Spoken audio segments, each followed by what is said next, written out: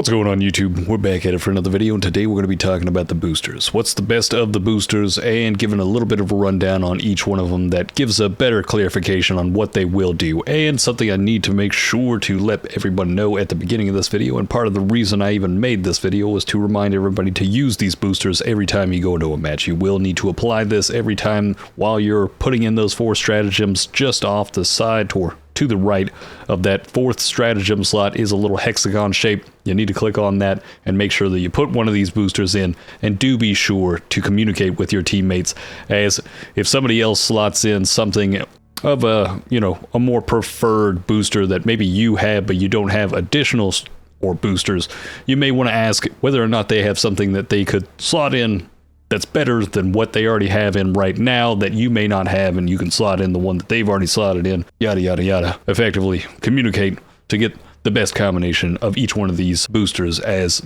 they will be giving the benefit to every single one of your teammates, and it can be a huge boost to every match that you play. But we'll be going from the bottom of the tier list all the way up to the top, and starting off at the bottom, we've got flexible reinforcement budget. Reduces time until new reinforcements are granted once they've been depleted. This is one that you'll get later in the war bonds. I can't remember if it was the steeled veteran or the original war bonds, but I believe it was steeled veteran, and it is probably the only lackluster of the boosters in my opinion. Sadly enough, originally, once you've completely depleted all your reinforcements and you're waiting on for that cooldown to reinforce another person, it'll be 2 minutes, but with this it'll end up being 1 minute 45. So you'll take off about 15 seconds from that timer, and in general, it kind of gets outshadowed by our next booster on the list. Coming up next, we've got increased reinforcement budget. Increases the number of available reinforcements. This one will actually increase the number of reinforcements you have by 5 in total, which can be pretty beneficial in certain matches, especially when it comes to the essential personnel mission. If you've done that one where you constantly know that you're going to be in one location and you're not going to necessarily need radar or some of the other benefits that we'll be talking about here shortly, this is one that can further increase the total amount of times you can come back in, and it can be extremely beneficial for that holdout mission where you're getting those scientists to that door and making sure that they make it on home.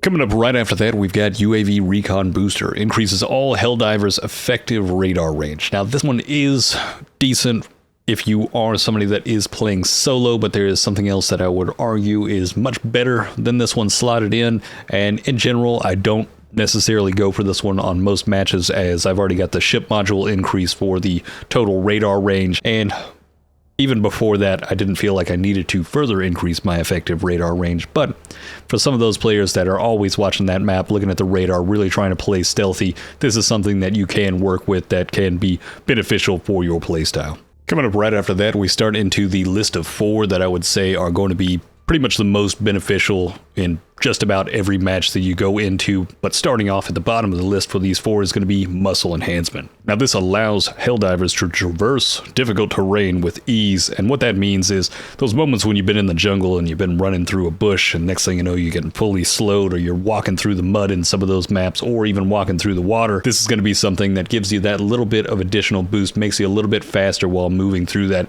and you don't get bogged down as much as you did before. Probably one of the worst ones that can really bog you down is those sand dunes when you're on some of those warm planet maps where there's just tons of sands and you're coming up that hill and you're trudging through it. It can be devastating to slowing you down, and this can be something that can really help out in those moments to make that a little bit quicker, getting over the top of that hill and then moving on away from the enemies. Coming up right after that, we've got Vitality Enhancement, which allows all Helldivers to resist injury. Now, this doesn't mean that you will not have injuries occur to you, but this will give you an enhanced capability of not taking or sustaining as many injuries as you used to, especially when it comes to facing off with something like the Terminid, when you've got those little hopper hunters and those little grasshoppers just crawling and eating at all your limbs, and you getting the broken arm, you getting the broken leg, all these things happening. This will actually help to reduce the amount of times that can occur and give you almost a little bit of an increase to your overall health to those, or at least resisting to the capability of having one of those being injured. And it can be a huge benefit to you, and this does include those moments when they will be injured and cause that bleed. So this can be something that just further strengthens the entire group of Helldivers and increases their overall survivability going forward. Because there's nothing worse than getting that injured leg, and next thing you know, you're hobbling around and they just all pounce on top of you, whether it be the automatons or the Terminid. Coming up right after that, we've got Stamina Enhancement, which increases all Helldivers stamina capacity and recovery. You really can't go wrong with this one. Everybody needs stamina. One of the biggest things about stamina in this game is once it's depleted, not only is it going to be something that slows you down, but it's actually going to reduce your overall accuracy with your weapons. I just found out about this not too long ago, and I couldn't believe it. It is something that you definitely want to maintain as much as possible, and something to keep in mind anytime that you're running from objective to objective. Try to maintain at least a decent amount of stamina, because once you are depleted, it can be even worse or even more detrimental to your overall gameplay experience. And coming up at number 1, the one that I personally think is one of the better ones, the one I always would slot into just about every 4-man group, and the one that I would come into any match solo with, is HELLPOD space optimization. Helldivers come out of the HELLPOD fully stocked on ammo, grenades, and stims. So you've got 4 stims, you've got 4 grenades, and full maxed out ammo for whatever your primary and secondary is. This can be a huge benefit. Not only is it the big thing of just having the capability of 2 additional stims, giving you that increased overall survivability.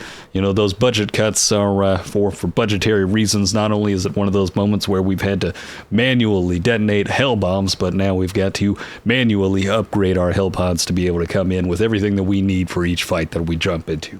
But the thing that some people may not think about is the simple fact that this is something that also further increases your capability of regaining every single time that you possibly reinforce. Even if you are solo, coming in with fully stacked on ammo, grenades, and stims, not just coming in with just 2 grenades and 2 stims, because the amount of times you possibly had those moments where you've been reinforced and you're either on just the outside of where those enemies are or even in the dead center of where those enemies are.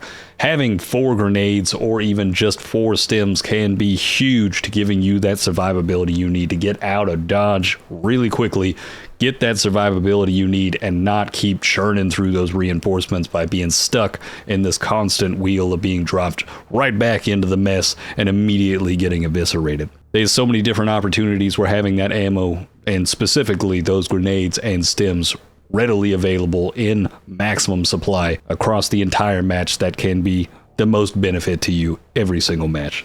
But that's going to be it right there, guys. A bit of a short one, but bit of information that could help out some of those people, especially if they're working through those war bonds. I know for a fact that flexible reinforcement budget, I believe that was about 150 war medals at the very bottom of it. If you've got, you know, other weapons that you still need to unlock before you go for this one, by all means, try to avoid this one, especially if you're not trying to work towards completing the entire war bonds trees and getting all the war models or war medals in order to unlock everything like I have already done.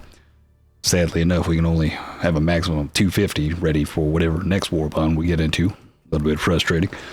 But overall, there are some things that you can definitely overlook. There's some that just aren't going to be as beneficial for you, and you're going to have more fun playing around with some of those weapons. But the 4 that I'd say you definitely want to go for are going to be that HELLPOD space optimization, the vitality enhancement, stamina enhancement, muscle enhancement.